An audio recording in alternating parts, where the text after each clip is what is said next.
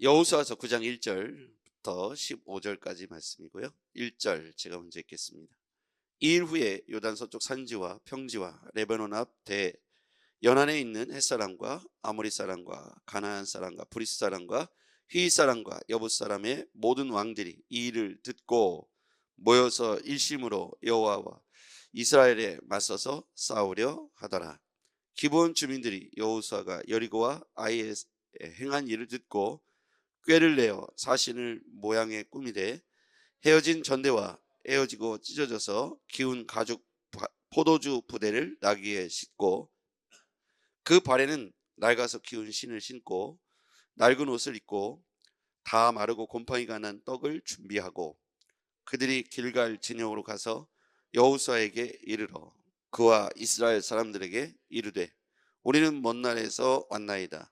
이제 우리와 조약을 맺읍시다 하니 이스라엘 사람들이 히위 사람들에게 이르되 너희가 우리 가운데 거주하는 듯하니 우리가 어떻게 너희와 조약을 맺을 수 있으랴 하나 그들이 여호수아에게 이르되 우리는 당신의 종들이니이다 하매 여호수아가 그들에게 묻되 너희는 누구며 어디서 왔느냐 하니 그들이 심히 먼 나라에서 왔사오니 이는 우리가 그의 소문과 그가 애굽에서 행하신 모든 일을 들으며 또 그가 같이요 또 그가 요단 동 같이요 시작 또 그가 요단 동쪽에 있는 아모리 사람의 두 왕들 곧 에스본 왕 시온과 아스타로스에 있는 바산 왕 옥에게 행하신 모든 일을 들었음이니이다. 그러므로 우리 장로들과 우리나라의 모든 주민이 우리에게 말하여 이르되 너희는 여행할 양식을 손에 가지고 가서 그들을 만나서 그들에게 이르기를 우리는 당신들의 종들이니 이제 우리와 조약을 맺읍시다 하라 하였나이다. 우리의 이 떡은 우리가 당신들에게로 오려고 떠나던 날에 우리들의 집에서 아직도 뜨거운 것을 양식으로 가지고 왔으나 보소서 이제 말랐고 곰팡이가 났으며 또 우리가 포도주를 담은 이 가죽 부대도 새 것이었으나 찢어지게 되었으며 우리의 이 옷과 신도 여행이 매우 길었으므로 낡아졌나이다 한지라 무리가 그들의 양식을 취하고는 어떻게 할지를 여호와께 묻지 아니하고 같이요 여호수아가 곧 그들과 화친하여 그들을 살리라는 조약을 맺고 회중 족장들이 그들에게 맹세하였더라. 아멘. 오늘 이 본문을 통해서 보면 첫 번째는 저는 이 본문을 읽으면서 맞서는 자와 화친 맺으려는 자가 있구나. 오늘 본문에 보면 1절부터 2절의 말씀을 보면 이 사람들이 여붓 사람 그리고 히위 사람, 가나안 사람, 아모리 사람, 헷 사람 이 사람들이 모여가지고 이스라엘 백성들에 관한 소문에 관한 이야기를 나누면서 무슨 생각이 들었을까? 저는 하나님의 일하심을 이스라엘 백성들 가운데 행하신 걸 보고 하나님께서 일하신 이야기를 듣고 두려움과 공포를 느꼈을 것이라고 생각합니다. 그들이 이미 여리고성에서 어찌했는지 아이성에서 어떻게 했는지를 이미 소문으로 이 사람들이 다 들었던 것이죠. 그래서 이 사람들이 이스라엘과 맞서겠다라고 연합정선을 피죠. 가나안 족속들이 연합정선을 펴가지고 같이 이스라엘과 싸우자 이렇게 하나님에 관한 소문을 듣고 맞서기로 결의를 합니다. 그런데 3절에 보니까 기브온 사람들은 다른 생각을 갖죠. 기브온 주민들이 여호수아가 여리고와 아이에서 행한 일을 듣고 꾀를 내어 사신의 모양을 꾸미되 여기서 보면 똑같은 소문을 듣습니다. 그런데 연합전선을 편 레바논 앞 연안에 있던 햇사람, 아모리 사람, 가나안 사람, 브리스 사람, 히위 사람, 여붓 사람 이런 사람들은 모여가지고 연합전선을 펴가지고 우리 함께 이스라엘과 맞서자. 근데 사실은 이스라엘과 맞서자라는 의미는 이스라엘의 하나님과 맞선다는 사실이죠. 그래서 이들이 아무리 연합을 해도 이스라엘의 하나님 여호와 하나님과 맞서서 이길 수 없는 전쟁인데도 불구하고 이들은 잘못된 선택을 하죠. 반대로 꾀를 내어 사신의 모양을 꾸몄던 사람들이 나옵니다. 4절에 보니까 꾀를 내어 사신의 모양을 꾸미되 거기다 한번 꾀를 내어 거기다가 동그라미 한번 쳐보시죠. 똑같이 여리고 아이성에서 행했던 이스라엘 백성들의 행적을 이제 들었습니다. 소문을 들었어요. 어떤 사람들은 맞서기로 했습니다. 그런데 기브온 주민들은 꾀를 내어서 사신의 모양을 꾸밉니다. 헤어진 전대, 헤어지고 찢겨져서 기운 가죽 포도주 부대, 낡아서 기운 신, 마르고 곰팡이가 난 떡, 이런 것들을 준비하죠.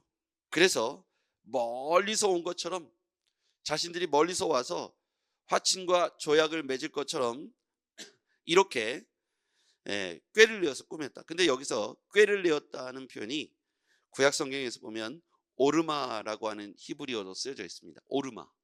오르마라는 단어는 부정적인 단어와 긍정적인 의미를 다 포함하고 있어요.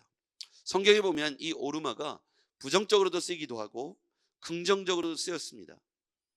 꾀를 내었다, 이런 말을 부정적으로 뜻을 해석해 보면 속였다는 뜻이 되겠죠.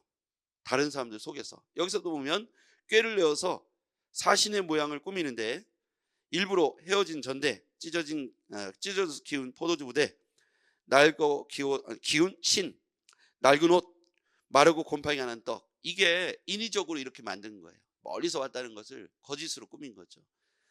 꾀를 내었다는 표현의 부정적인 표현은 거짓으로 속였다, 이런 표현이 있지만, 여기에서 꾀를 내었다는 건 긍정적으로 쓰여서 지혜롭게 하다, 이런 의미로 쓰여져 있습니다. 지혜롭게 하다라고 해석을 해보면, 이 사람들이, 기브온 주민들은 어리석게도 하나님과 맞서지 않고 지혜롭게 선택을 합니다. 그래서 이 여호수아의 군대와 이스라엘 백성들, 여호수아와 화친의 관계를 맺자고 지혜롭게 사신들을 꾸며서 보내죠. 그러면서 자신들이 하나님과 맞서지 않고 이스라엘과 화평을 맺어 자신들의 안위를 보존하고자 화친 조약을 맺기로 여호수아를 설득하죠. 그런데 이렇게 거짓으로 사실은 꾀를 내었다고, 지혜롭게 했다고, 헤어진 전대, 헤어진 옷, 기운 가죽 부대, 낡고 마르고 이런 곰팡이와 떡, 이런 것으로 눈속임을 한 거잖아요. 이렇게 이게 부정적인 의미로 사용되었다면 하나님께서 여호수아에게 화친 조약을 못 맺게 하고 이 기브온 사람들을 아마 징계하셨을 거예요. 그런데 성경을 봐도 이 기브온에 대한 징계의 구절이 없습니다. 하나님께서 이것에 부정적인 단어를 쓰고 있지 않습니다. 이들이 거짓을 행했다, 이들이 속였다, 이렇게 표현하지 않고 꾀를 내었다는 표현인데, 오르마라고 하는 히브리어로 쓰여졌는데 이것이 부정적 또 긍정적 용어로 다 해석이 되는데, 이 본문에서는 지혜롭게라는 선택을 썼습니다. 우리가 이것을 보면서 제가 이제 묵상한 것은 무엇이냐면, 우리가 어떤 선택을 할 때 지혜로운 선택이 중요하다는 거예요. 하나님과 맞서는 것은 어리석은 선택이죠. 지혜로운 선택은 뭐냐면, 하나님에 관한 소문을 듣고 그들이 선택하는 건 하나님의 편에, 하나님의 백성의 편에 서는 것입니다.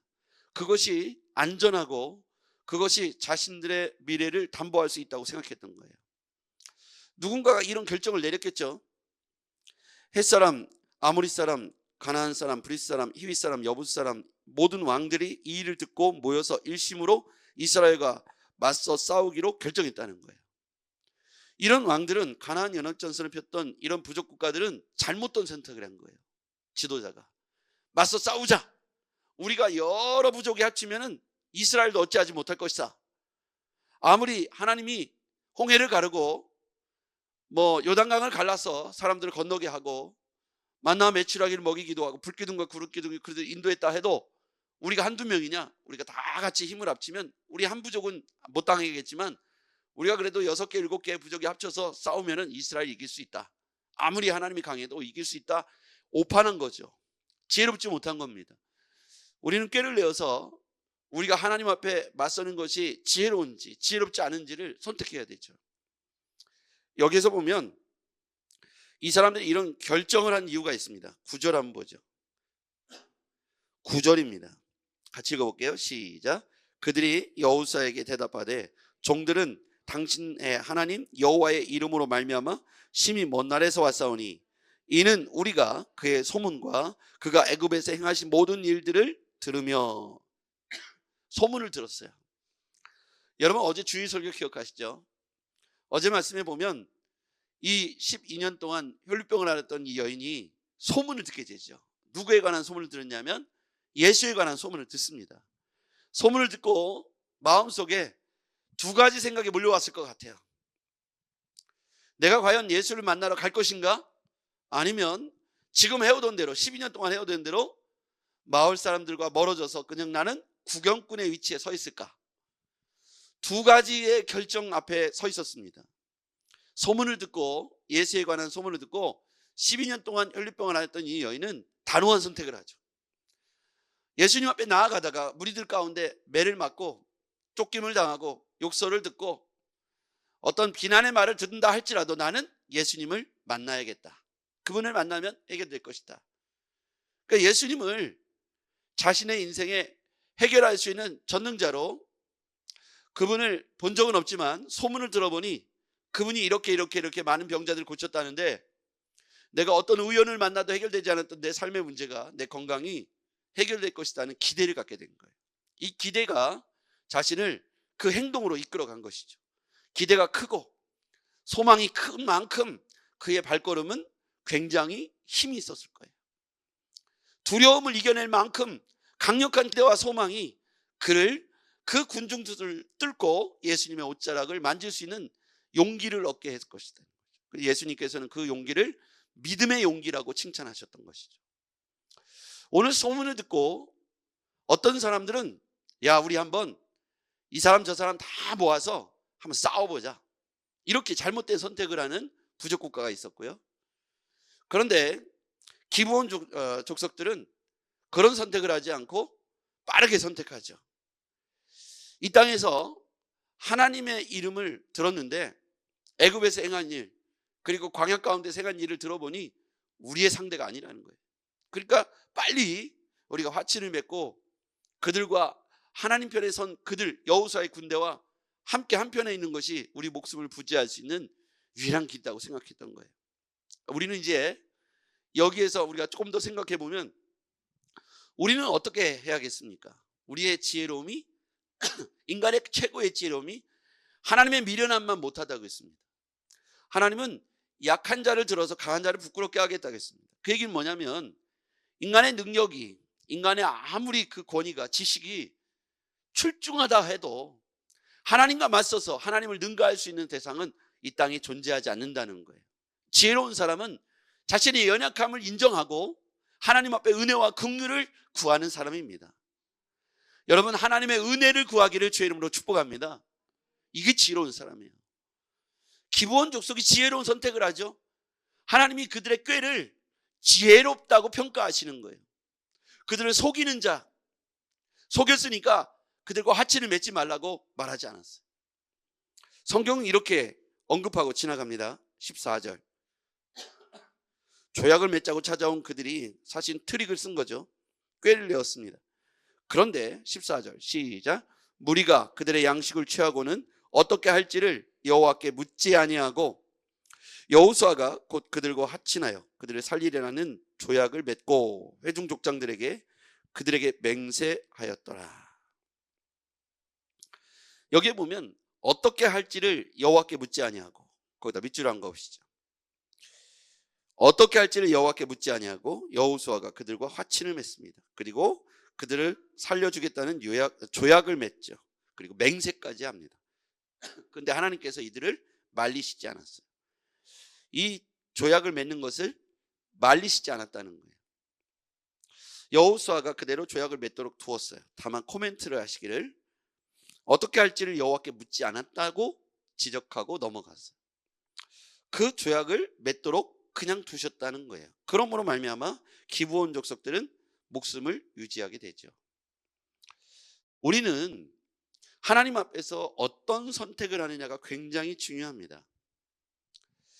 여러분 우리가 하나님과 맞서서 이길 수 있는 사람은 없어요. 지혜로운 사람은 하나님 편에 서는 것입니다. 가정 안에서 가장이 중요한 선택을 해야 돼요.